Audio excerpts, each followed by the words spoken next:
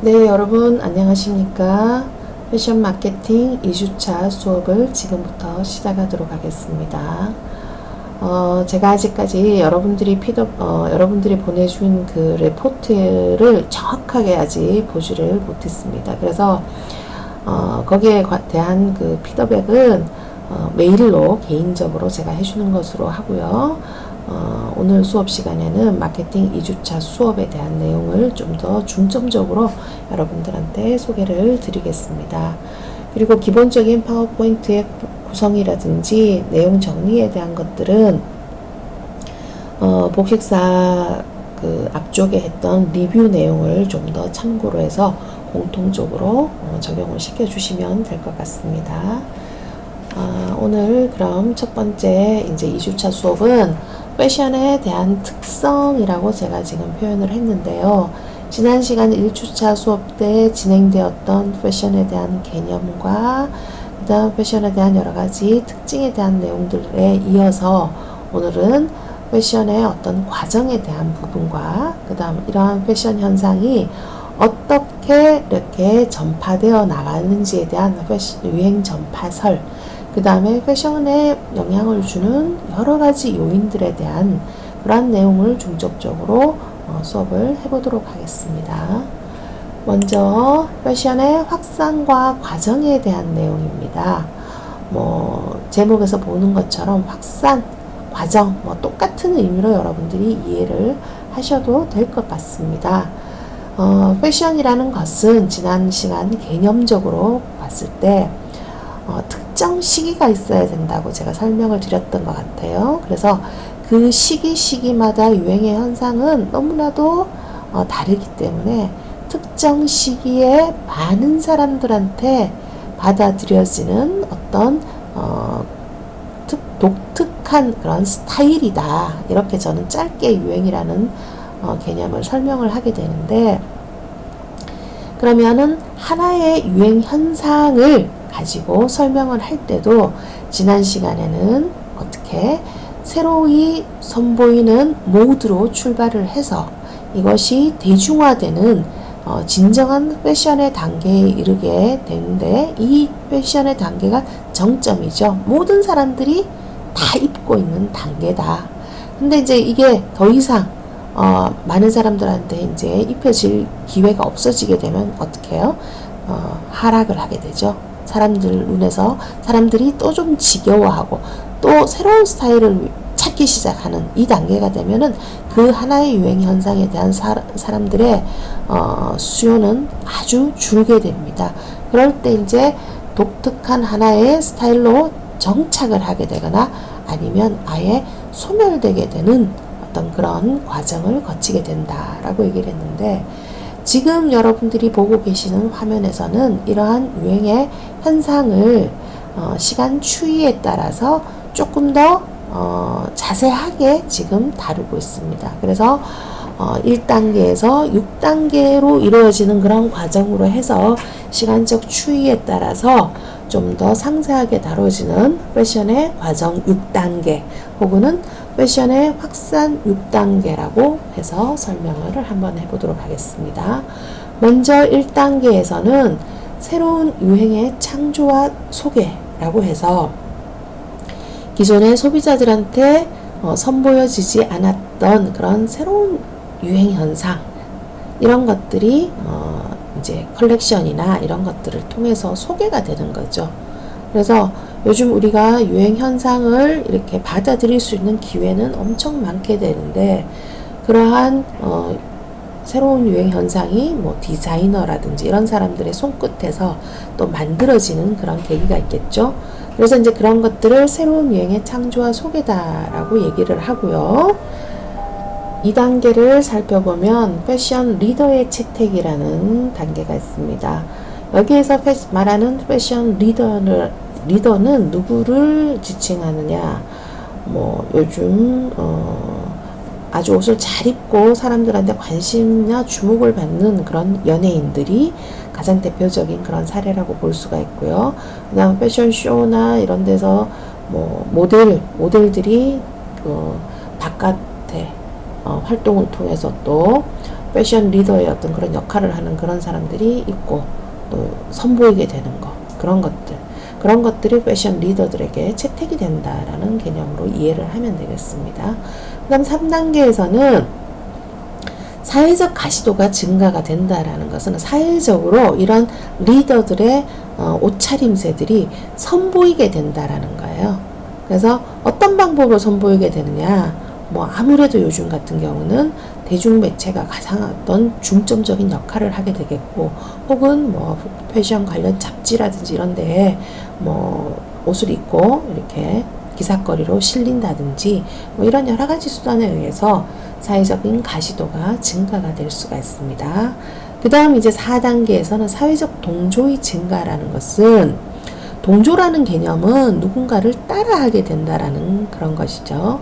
동조, 따라하게 되는 거. 그래서 이 사회적 동조의 증가는 패션 리더가 입어 선보임으로써 사회적인 가시도가 증가가 될 때, 이제 소비자적 입장 혹은 여기서 소비자는 추종자라고 보통 얘기를 하게 됩니다. 그래서 그런 추종자들이 패션 리더들의 옷을 진짜 자기가 따라 입게 될 때 사회적 동조가 증가가 된다라는 거죠.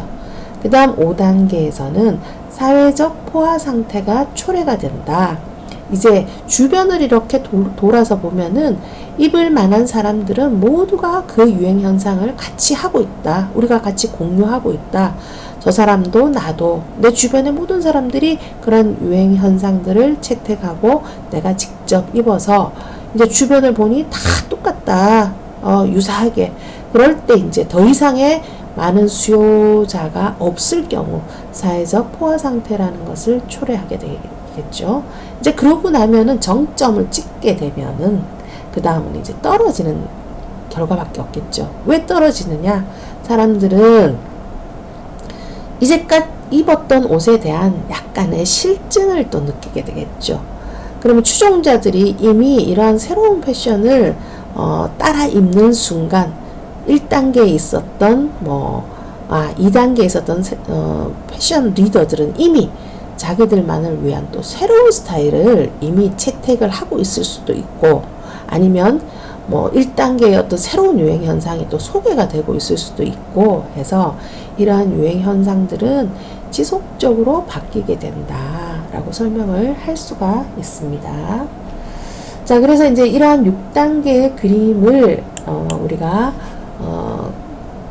한번 표현을 해보면요, 이러한 현상으로 표현을 할 수가 있습니다. 그러면 여기에서 이렇게 그려진 하나의 유행 현상이라고 보면 되겠습니다. 이렇게 그려진 하나의 유행 현상이 1단계 새로운 스타일의 창조와 소개의 단계를 거쳐서 소개가 되고, 유행 선도자가 채택을 하고, 그 다음에 사회적 가시도가 증가가 되고 동조가 증가가 돼서 이 근처 단계에서 사회적인 포화 상태가 초래가 되면 결국은 그 다음에 이제 떨어져서 하락과 폐지의 상태를 가는 수밖에는 없다. 이렇게 표현을 하게 됩니다. 그러면 이러한 이 사회적 포화 상태가 초래가 되는 동안에도 우리는 또 어떤 경우를 겪을 수가 있느냐 하면은요, 여기서 새로운 유행 현상 하나가 다시 또 이쯤에서부터 이렇게 시작이 또 될 수가 있고요. 이렇게 시작이 또 될 수가 있고, 또 어떤 상황에서 보면은 이미 내가 새로운 유행 현상이 이렇게 시작이 될 때 여기에서부터 이렇게 꺾여 들어가는 그런 유행 현상이 만들어질 수도 있습니다.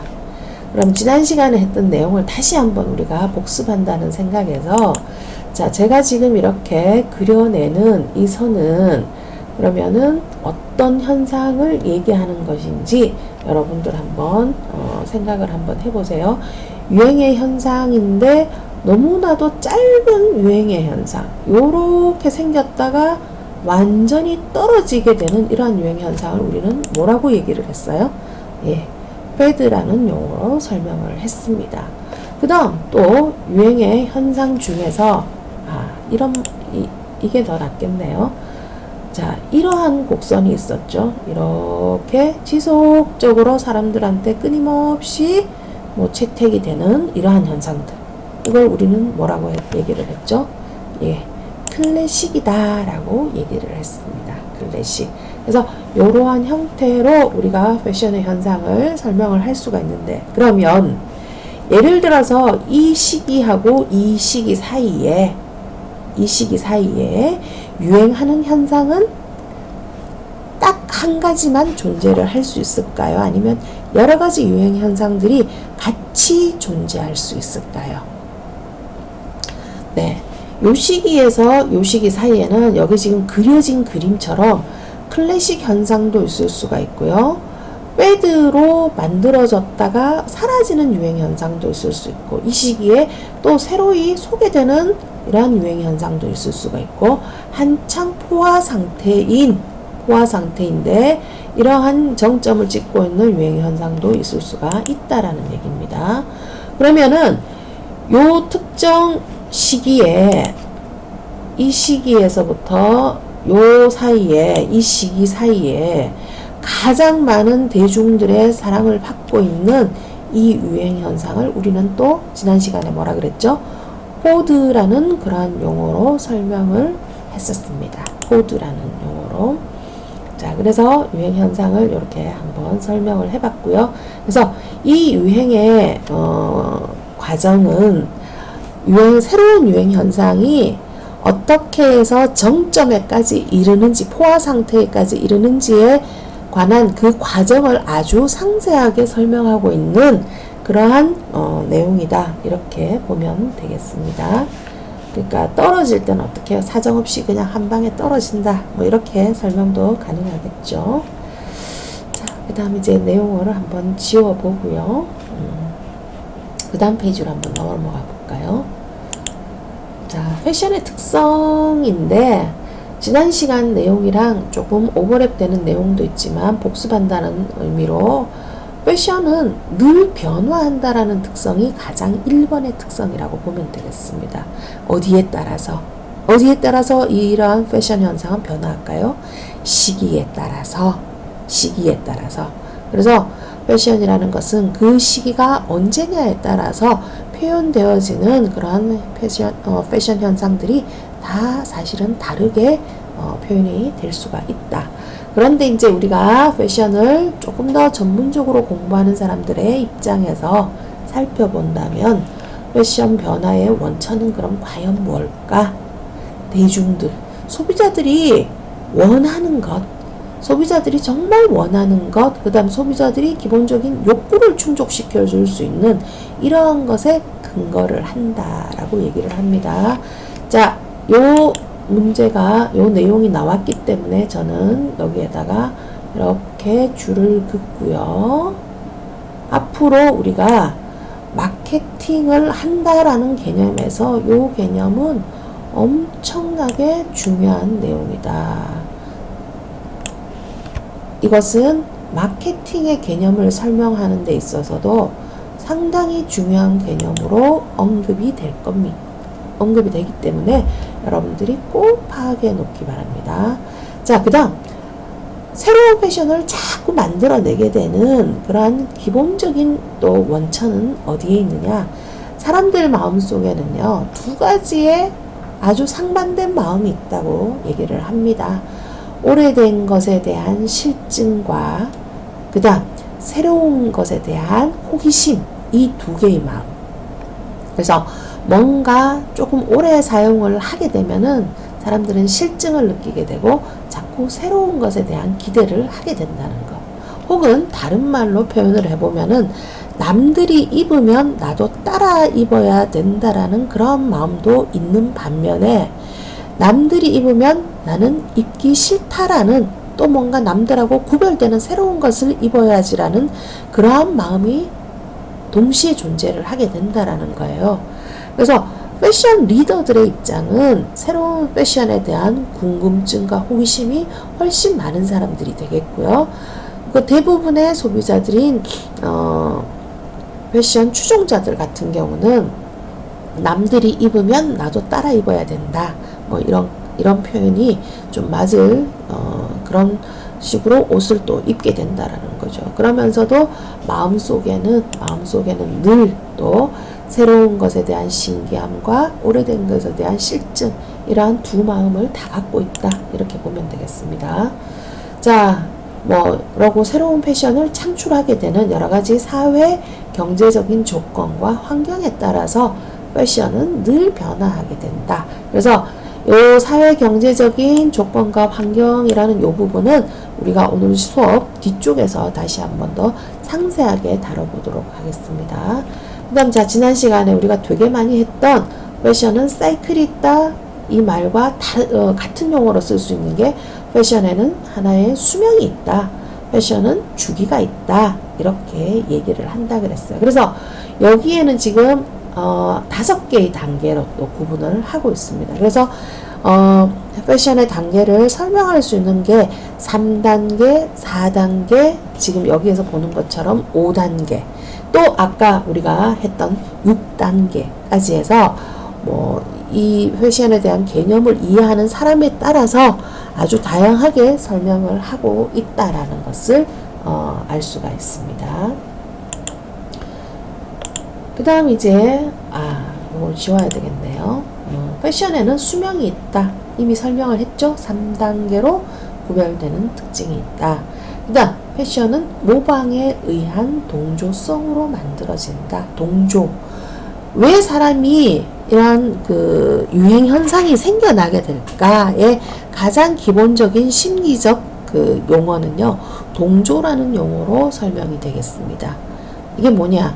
누군가가 입었을 때 나도 그 사람을 따라서 입지 않으면 왠지 시대에 좀 뒤떨어지는 듯한 그러한 느낌을 받게 되거나, 혹은 남들이 다 입기 때문에 나도 좀 따라 입고 싶다라는 어떤 그런 마음, 이런 것들을 우리는 뭐라고 얘기를 하느냐, 동조성이라는 것으로 설명을 하게 됩니다.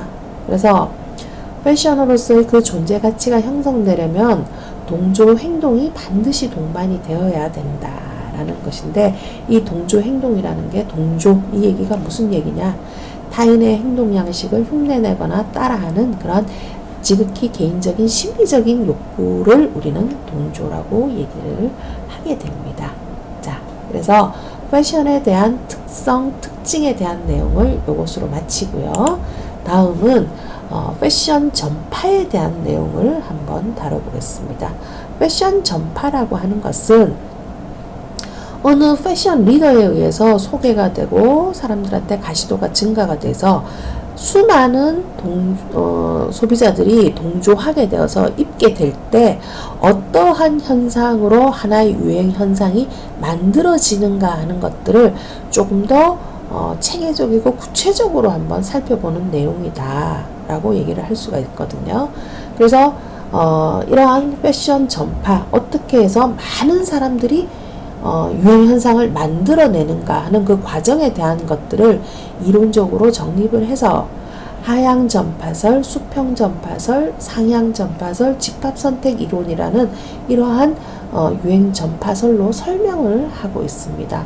여러분들한테 약간 이게 이제 좀 이해가 어려울 수도 있는 내용이지만 한번 지금부터 설명을 해보도록 하겠습니다. 여기 지금 보면은 시간 추이라고 이렇게 되어 있는데 나타난 시간 순서라고 보면 되겠습니다. 제일 처음에 우리가 하향 전파설로 소개가 되던 그런 유행의 현상이 어느 기간이 되니 이 하향 전파설로 설명이 안 되는 경우가 나타나더라는 거예요. 그래서 이제 그 대표적인 것이 1960년대 미국의 유행 현상을 설명할 때 이 하향 전파설로는 설명이 안 되더라. 그래서 이제 수평 전파설이라는 것으로 이제 설명을 할 수가 있었어요. 그리고 나서 또 이 수평 전파설과 하향 전파설로도 소개가 안 되는 설명이 안 되는 그런 유행 현상들이 나타나기 시작을 하더라는 거예요. 그래서 새로이 나타난 유행 전파설이 뭐냐? 상향 전파설이라는 겁니다.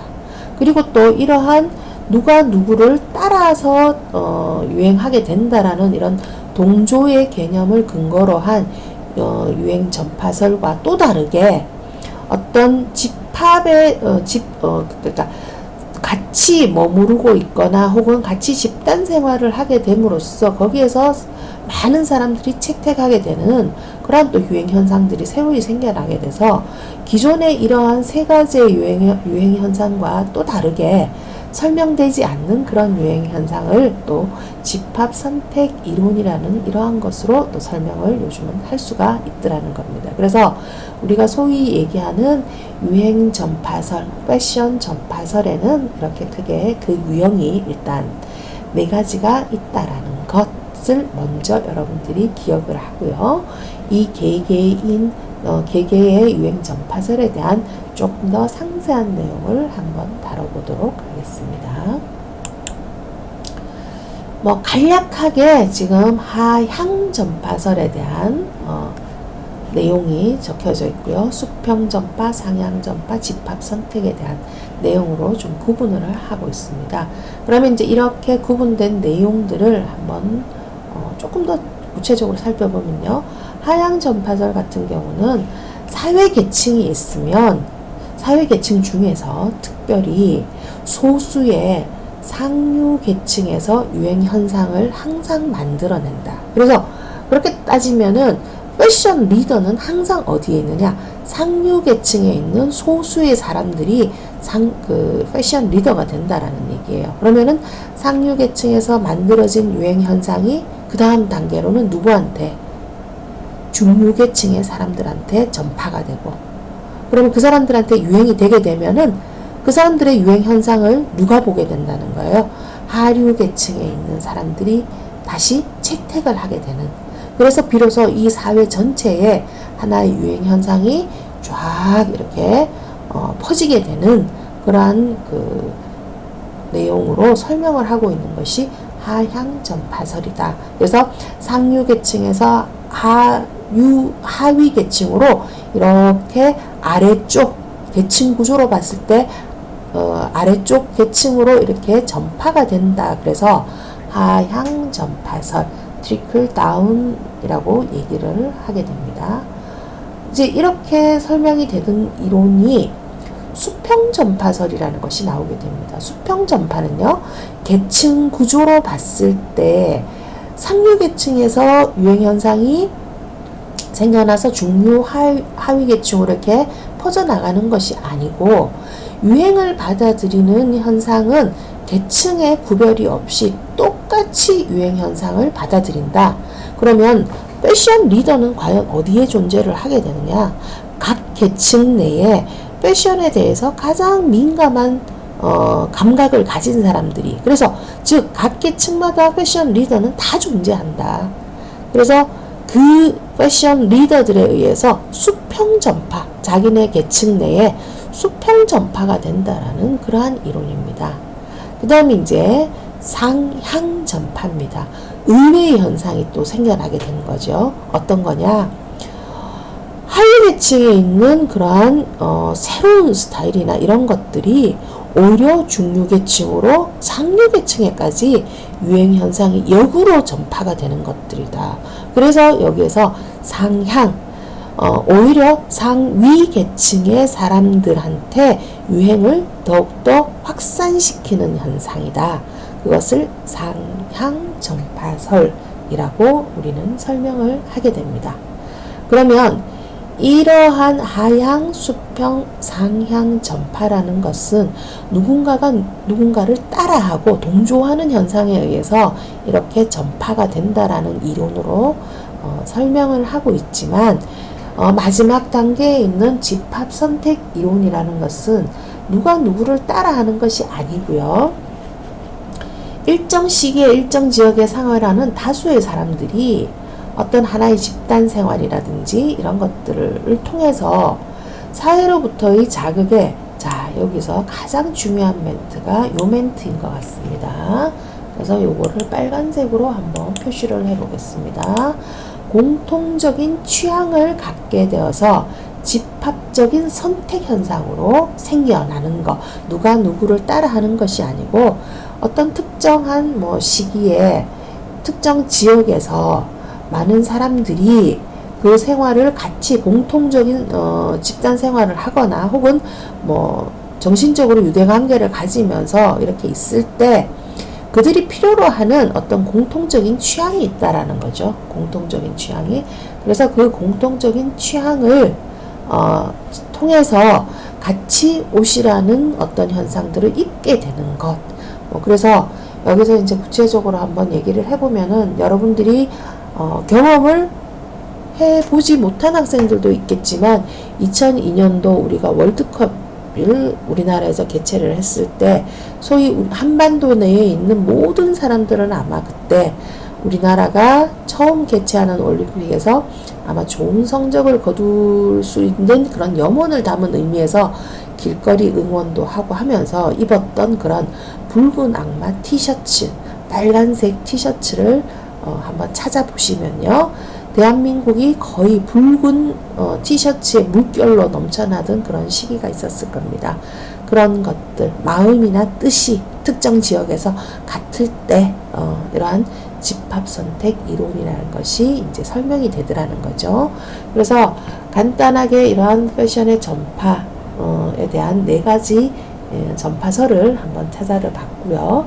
이것을 조금 더 구체적으로 이제 한번 설명을 해본다면은 그림으로 이제 한번 나타내 봤습니다. 하향 전파라는 것은 상류계층의 유행 현상이 아래쪽으로 내려오는 것이다 라고 설명을 하고 있고요.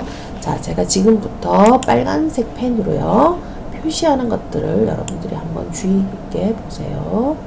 저는 하향 전파설에는 여기다가 표시를 하겠습니다. 그 다음에 수평 전파설에는요 여기다가 이렇게 표시를 한번 해보겠습니다. 이렇게 표시를 한번 해보고요. 그 다음에 상향 전파설에는요 여기다가 이렇게 특별히 표시를 좀 하겠습니다. 자, 이렇게 표시를 했는데요. 그러면 제가 지금 이렇게 빨간색으로 표시한 부분은 과연 뭐를 나타내는 것일까요? 혹시 눈치채신 학생들이 있을까요? 네, 이렇게 빨간색으로 표현한 곳은 패션 리더가 어디에 존재하는가라는 것을 표현을 해봤습니다. 당연히 아까 앞서 설명했던 것처럼 하향 전파설에는 상류 계층에서 유행 현상을 만들어낸다고 그랬어요. 그래서 여기에 최고위 여기에 있는 이 정점에 있는 여기에 누군가의 패션 리더에 의해서 유행 현상이 만들어지고 이렇게 유행 현상이 아래로 내려간다는 것을 설명하고 있고요. 수평 전파는 오히려 각 계층 내에 유행 패션 리더들이 다 존재를 하고 있습니다. 그런데 그럼 이 패션 리더들이 어떻게 해서 새로운 유행 현상에 대해서 되게 민감하게 잘 받아들일 수 있을까? 이렇게 설명을 한번 해본다면, 자, 여기에 뭐 간단하게 하나의 사례로요. 여기를 뭐라고 제가 하느냐. TV 브라운관의 어떤 이런 형태라고 보면 되겠어요. 그래서 TV라는 어떤 매체를 상류층에 있는 사람이나 중류층에 있는 사람이나 하류층에 있는 사람들이 모두 다가 똑같이 이런 새로운 패션에 대한 현상들을 받아들이게 된다라는 겁니다. 근데 상류계층, 중류계층, 하위계층 모두에 있는 패션에 극히 민감한 사람들이 먼저 이러한 매체 같은 것들을 통해서 새로운 유행의 현상들을 받아들이게 된다라는 거죠. 그렇게 받아들이고 난 다음에 자기 계층 내에서 이렇게 전파를 시키게 됩니다. 자기 계층 내에서 이렇게 전파를 시키게 된다. 그래서 아까 설명드렸던 하향 전파 이론과는 조금 다른 그런 유행 현상으로 설명이 되고 있습니다. 그런데 이러한 이론이 생기게 되는 배경이 아까 설명했던 것처럼 1960년대 미국의 엄청난 호황기일 때, 그래서 집집마다 자동차도 갖고 있고 컬러 TV도 갖고 있고 그 다음 냉장고도 갖고 있던, 그러니까 소위 말해서 이 중류계층에 있는 사람들이 얼추 다 이런 모든 것들을 집에 소유하고 있는 어떤 그런 부의 대중화 현상이 만들어진 사회에서는 유행 현상이 이러한 수평 전파 이론으로 설명이 되더라는 겁니다.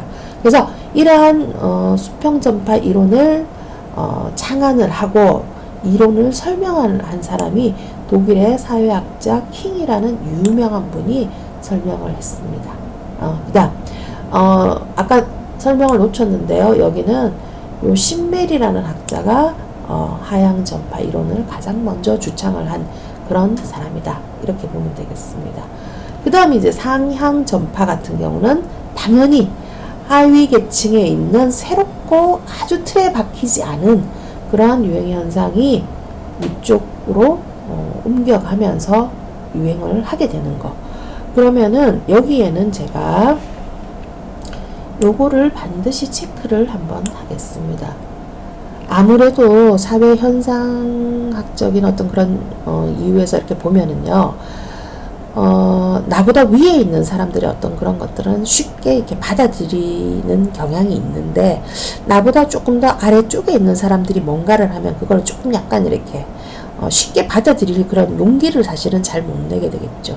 근데 의외로 상류계층에 있는 사람들이 더욱더 틀에 박힌 어떤 그런 유행 현상들을 많이 만들어낸다면, 여기에 있는 하위계층에 있는 사람들은 사회로부터의 관심이 떨어져 있어요. 그래서 그런 하위계층에 있는 사람들이 노동자나 흑인이나 젊은이 같은 이러한, 그 다음 또 이런 사람들이 누군가의 관심을 받지 않고 내가 하고 싶은 대로 어떤 새로운 패션 현상을 막 연출하다가 보니까 그게 다른 사람들 눈에 멋있어 보이고 또 신기해 보이는 그런 현상들을 또 갖게 됩니다.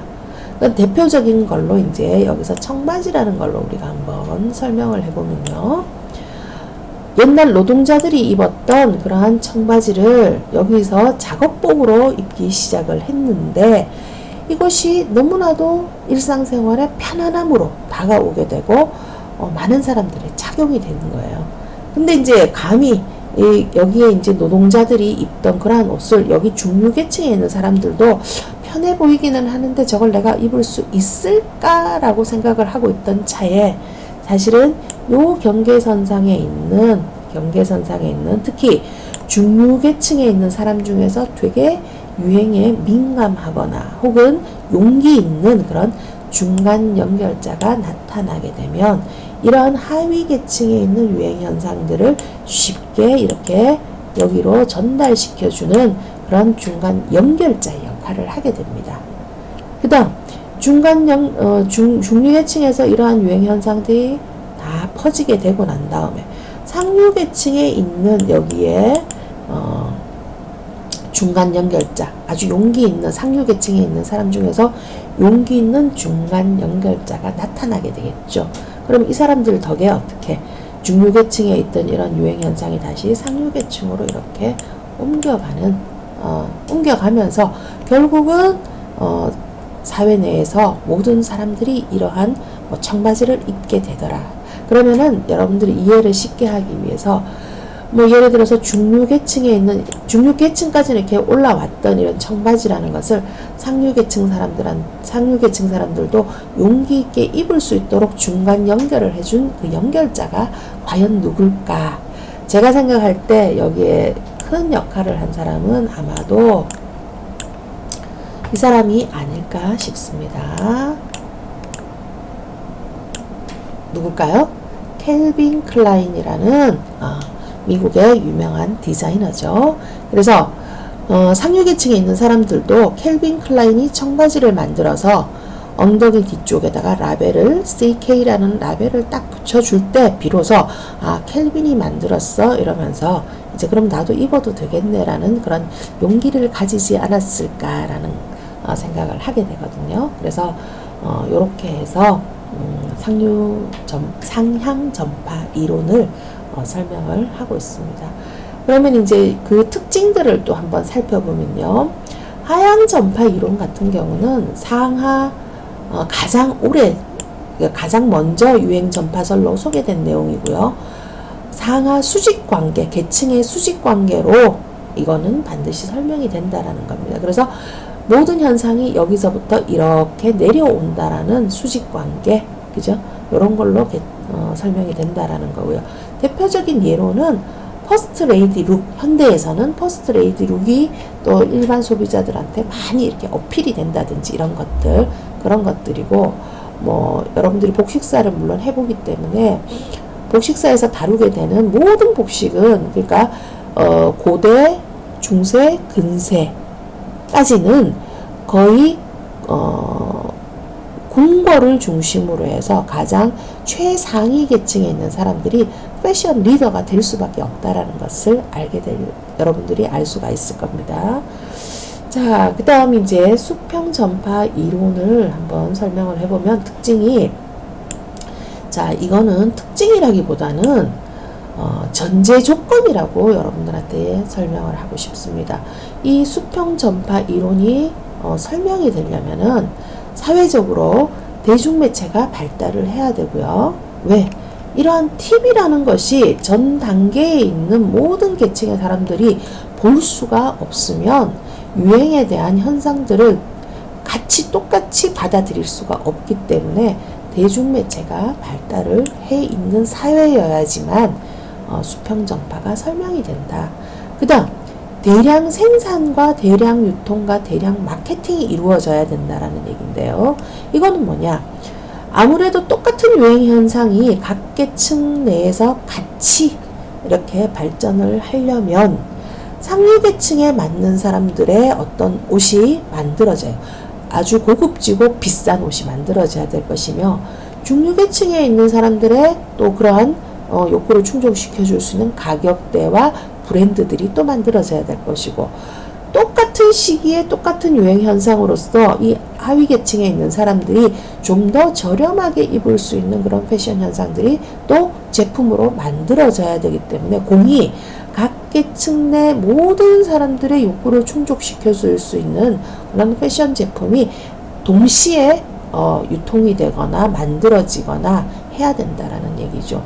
그래서 이러한 시스템이 갖추어져 있지 않는 데서는 이러한 수평 전파설은 설명이 될 수가 없다라는 얘기입니다. 그래서 이제 이런 수평 전파설의 대표적인 예로 우리가 설명하고 있는 것들이 보면은, 요즘 이제 우리 흔히 볼 수 있는 요즘 시절에 흔히 볼 수 있는 건데, 연예인들의 공항 패션이라든지 시상식의 어떤 그런 룩이 엄청 어필이 된다든지 뭐 이런 것들이 여기에 가장 대표적인 거고, 혹은 또 어떻게 표현을 하느냐면은 스타 패션 따라잡기, 연예인 패션 따라잡기, 뭐 이러한 내용들이 수평 전파 이론의 가장 좋은 예라고 할 수가 있습니다. 마지막으로 이제 상향 전파 이론의 대표적인 예를 보면은 앞서 설명했던 청바지가 있고요. 그 다음에 1960년대 후반에 유명했던 히피 패션, 이런 것들이 결국은 70년대, 80년대로 넘어가면서 여러분들이 너무 좋아하는 그런 빈티지 패션이랑도 맥락을 같이 하게 되는 거죠. 그 다음 미니스커트도 의외로 상향 전파 이해가 되고요. 운동화, 그 다음 뭐 바이커족들이 입었던 가죽 자켓, 그 다음 이 부츠 같은 경우도 노동자들이 작업용으로 많이 신었던 이런 것들이 요즘은 뭐 겨울에 대표적인 패션 아이템으로 소개가 되고 있기도 합니다. 자, 그렇게 해서 이제 유행 전파설에 대한 내용을 쭉 설명을 해봤고요. 자, 다음 페이지에 그림으로 보는 유행 전파설의 예시들을 한번 살펴보겠습니다. 하향 전파설이라고 해서 요러한 복식들은 이제 근세 때 왕족들이 입었던, 그러니까 여왕이 왕비들이 입었던 그러한 거대한 복식들이 밑으로 이제 전파되어 가던 그런 것들이고요.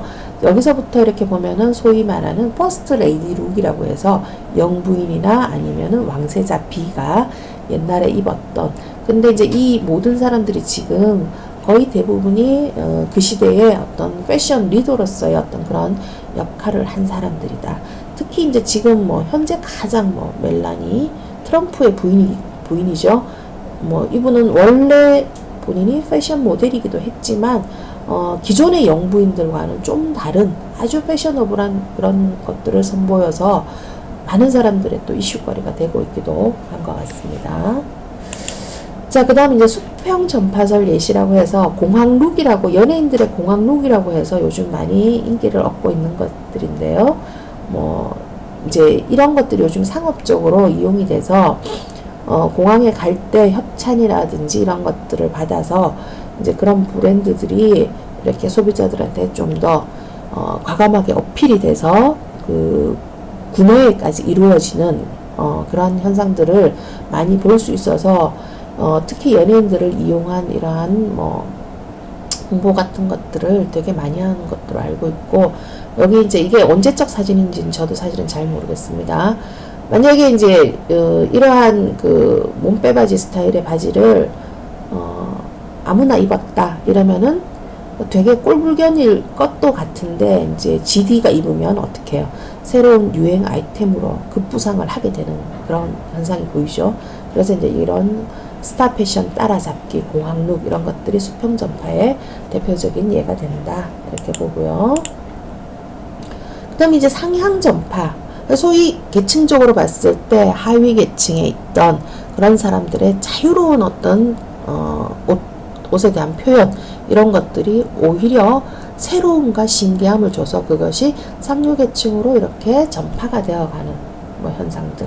그래서 이제 힙한 이런 패션들, 뭐 뒷거리에 뭐 청소년들의 어떤 힙한 패션, 이것도 요즘은 이제 고가의 브랜드로서 소개되는 것들이 되게 많은 걸로 알고 있고요. 가장 대표적인 청바지, 그 다음 노동자들의 옷이라든지 부츠, 그 다음 바이커족들이 입었던 가죽 자켓, 혹은 뭐 이런 스타일이에요. 그죠? 힙한 이런 것들이 다시 유행하고 있는, 여러분들한테도 많이 유행되고 있는 걸로 알고 있습니다만, 이런 현상들로 소개를 할 수가 있다라는 겁니다. 그 다음 이제 이것은 과연 그럼 뭘까요? 아까 설명드렸던 집합 선택 이론, 붉은 악마들이 관중석을 가득 메우면서 붉은색 티셔츠를 입고 있는 그런 장면. 그래서 이제 요즘 현상으로는 또 어떤 게 있을까라고 이제 한번 찾아봤더니, 이미 여러분들이 중고등학교 과정을 다 거치면서, 자, 삼색 슬리퍼, 학교 안에서 우리가 똑같은 생활을 함에 있어서는 이 삼색 슬리퍼가 가장 대중적인 거죠. 그래서 우리들의 욕구에 따라서, 자, 이런 것이 가장 학교 내에서 유행하는 아이템이고, 또 이제 일명 3디다스라고 얘기하는 이런 아디다스 추리닝 같은 경우도, 뭐 트레이닝복이라고 얘기하죠. 트레이닝복 이런 것들도 누구 하나가 입으면 그냥 다 같이 그냥 아무것도 신경 안 쓰고 그냥 이것만 입을 수도 있는 그런 아이템으로 부상을 하고요. 최근에 이제 우리가 올 겨울 같은 경우는 조금 따뜻했기 때문에 뭐 롱패딩이 유행을 할까 그랬지만, 어김없이 이러한 롱패딩 패션이 교복과도 같은 어떤 그런 현상을 자아내면서 학교에서는 그냥 검정색 롱패딩이라는 공식이 성립할 정도로 이런 것들이 집합 선택 이론의 어떤 좋은 예가 아닐까 생각을 하고 있습니다. 자, 그러면 이제 유행 전파에 대한 내용을 좀 중심적으로 수업을 해봤고요. 다음은 패션을 변화시키는 그런 요인이 뭐가 있을까라는 거. 자, 요거는 복식사에서 다뤄졌던 내용이랑 일맥상통하는 내용인데요. 결국은 패션에 영향을 미치지 않는 것은 아무것도 없다. 정치, 경제, 사회, 문화를 일컫는 어떤 이러한 거시적인 환경에서부터 조금 더 이제 세부적으로 가면은 뭐 개인의 가치관이라든지 스포츠 활동도 역시 패션 변화에 영향을 미치게 되고요. 기술의 혁신, 요즘 새로운 4차 산업에 따른 뭐 새로운 의복의 어떤 형태들이 되게 많아요. 뭐 체온을 감지하는 그런 옷이 생긴다든지, 아니면은 또 여러 가지 기능성 소재들이 만들어져서 뭐 등산복이라든지 이런 것들은 체내에 뭐 땀을 바깥으로 배출시켜주고, 또 그 대신 열은 또 그대로 유지시켜주는 그런 특수 소재들이 많고, 그 다음 개인의 라이프 스타일이라든지 또 새로운 유통 구조에 따라서도 패션 현상은 변할 수 있다.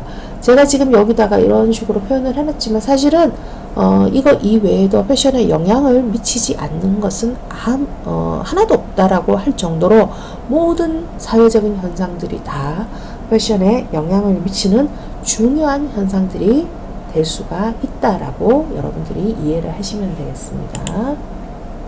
자, 그런데 이제 짧게 조금 설명을 해보면요. 패션의 변화에 속도를 붙여주는 요인이 있을 수가 있고요. 또 패션의 성장을 좀 지연시키는 그런 요인이 있을 수 있다라고 해서 요거를 갈라서 한번 설명을 해보겠습니다.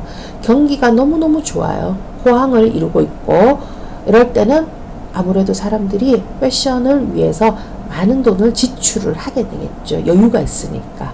뭐 그러한 현상들은 패션의 성장을 촉진시키는 요인에 들어간다면, 또 우리와 같이 사계절의 변화가 뚜렷한 지역은 뭐 열대 지역이라든지 뭐 한대 지역이라든지 이런 데 있는 사람들의 옷보다는 훨씬 더 종류도 많고요. 그 다음에 새로운 패션을 입을 수 있는 그런 기회들이 많아지게 되기 때문에 이 또한 또 패션의 성장을 촉진시키는 요인에 들어간다. 그 다음 여성들이 사회 진출을 많이 함으로써 직업에 참여하는 기회를 갖게 되고, 또 사회활동을 많이 하게 되면은 경제적인 소득도 올라가게 되고, 또 사회활동을 함에 따라서 필요한 여러가지 그 의복 구매도 또 촉진이 되게 되겠죠. 그래서 이 요인도 또 패션의 성장을 촉진시키는 요인이다. 그 다음 또 여가 시간의 증가를 통해서 의복이 엄청 다양하게 된다라는 거 이해하시겠습니까? 그러면은 등산이 여가의 뭐 중요한 부분이다. 요즘은 또 골프. 그래서 이런 여가 활동을 어떤 거를 하느냐에 따라서 패션 산업에 있어서 발전하는 그 품목별 발전이 달라요. 그래서 제일 처음에는 단순히 그냥 야외 활동, 캐주얼이 발전을 하게 되다가 뭐 어느 순간에 대한민국은 모두가 등산을 하는 사람이다 라는 인식 때문에 또 아웃도어가 발전을 했거든요. 그 다음에 최근 들어서는 또 골프가 대중화가 되다 보니까 골프복이 또 엄청 또 발전을 하고 새로운 브랜드들이 많이 생겨나게 되는 것처럼, 이러한 여가 시간의 증가도 복식의 성장을 촉진시키는 중요한 요인에 들어간다. 그 다음 사회적, 신체적 이동과 교육의 증가, 계절의 변화. 이 계절의 변화는 두 개가 같이 있네요. 이러한 현상들이 있고요. 유해 현상을 저하시키는 것들은 종교, 관습, 법률 같은 뭐 제한적인 이런 내용들. 그래서 예전에 사치 금지령이라는 것도 있었고요. 그 다음 또 전쟁이라는 이런 것들은 경기 불황을 초래하는 요소가 되겠죠. 여기 있는 경기 불황을 초래하는 요소가 되기 때문에 패션의 성장을 지연시키는 아주 중요한 요소가 됩니다. 그 다음 뭐 수입품 제한. 그래서 법률적으로 뭐 여러 가지 제한 요소들이 있는 것들은 패션의 성장을 상당히 지연시키는 요인에 들어간다. 이렇게 보면. 그래서 전쟁과 그 다음 이 뭐 조선 시대에 이럴 때는 복색이라는 것이 또 금지가 되어 있었어요. 그래서 계급에 따라서 쓸 수 있는 색도 정해져 있는 것들도 있었고, 그 다음에 여러 가지 문양이라든지 이런 것들도 제한적으로 사용되는 경우. 자, 이제 이슬람 문화권의 여성들이 착용하고 있는 이런 복식을 보게 되면은 정말로 제한적으로 복식 착용에 대한 개념이 적용이 되기 때문에 패션의 성장을 지연시키는 대표적인 요인이 아닌가. 그리고 이제 여기에다 교복을 한번 이렇게 해봤는데, 여러분들도 이 교복은 아마 거의 착용을 못 해봤을 건데, 옛날 같은 경우는 이 교복 하나로 모든 학생들의 공식복은 다 착용이 되었거든요. 그래서 그럴 경우는 오늘날 여러분들이 교복을 입는 개념이랑은 조금 차이가 있다고 보면 되겠습니다. 그래서 패션의 성장을 지연시키는 요인에는 자, 이런 것들이 있다라는 것을, 우리는 이제 패션에 영향을 주는 요소들은 엄청 많이 있지만, 그러면 패션의 성장을 촉진시키는 요인과 패션의 성장을 지연시키는 요인으로 구분해서 설명을 할 수 있어야 되겠다라고 오늘 수업의 마지막을 마무리하도록 하겠습니다. 자, 그래서 마지막으로 패션의 특성에 대한 오늘의 수업 과제에 대한 내용을 여러분들이 한번 읽어보고, 앞으로 여기에 대한 과제를 조금 더 정확하게 이해를 할 수 있도록 한번 작성을 한번 해보시면 좋겠습니다. 그리고 이제 두 번째 과제이니만큼 이제 파워포인트의 형식이라든지 이걸 연습하기 위해서 조금 더 이제 체계적으로, 그다음 5번 같은 경우는 여러분들이 어떤 사례들을 조금 더 심도 있게 고민을 한번 해보고 한번 적어주면 좋겠다라는 당부의 말씀을 드리겠습니다. 파워포인트를 해서 보내는 학생 중에 보니까 그 프로그램이 정품을 사용하지 않는 경우가 있나요? 그래서 쇼 프로그램이나 이런 것들이 확장자로 되어 있는 경우는 제가 읽을 수가 없기 때문에 반드시 파워포인트 파일명으로 저장을 해서 올려주시면 제가 빨리 확인을 할 수 있을 것 같습니다. 자, 50분의 짧은 시간이었습니다만 여러분들 모르는 부분은 다시 한번 이렇게 돌려서 청취를 한번 해보시고요. 그리고 과제 마지막에 혹여 본인이 이해가 되지 않는 부분이라든지 의구심이 생기는 그런 부분에 대한 질문 내용도 반드시 올려주시면 제가 피드백을 할 수 있도록 하겠습니다. 자, 오늘도 고생하셨습니다. 다음 시간에 또 뵙겠습니다.